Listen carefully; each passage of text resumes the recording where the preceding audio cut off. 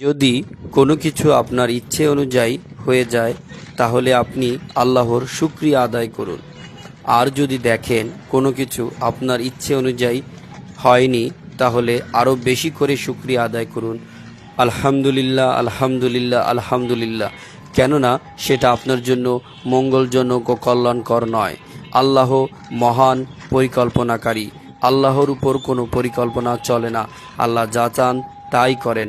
আপনার আমার জন্য যা মঙ্গলজনক ও কল্যাণকর তার ব্যবস্থা তিনিই করে থাকেন, কারণ তিনি তার বান্দাকে অনেক বেশি ভালোবাসেন। আমরা আমাদের এই পার্থিব জগতে অনেক কিছু আছি যা চেয়েও পাই না, সুতরাং আমাদের তাতে মন খারাপের কিছু নেই, কারণ মন খারাপ করলে সেটা আমাদের জন্য অমঙ্গল হবে। কারণ আল্লাহ আমাদের জন্য তাই লিখে রেখেছেন যা আমাদের জন্য মঙ্গলজনক ও কল্যাণকর। আল্লাহ আমাদের সবাইকে সহি বুঝ দান করুক এবং বেশি বেশি ইবাদত করার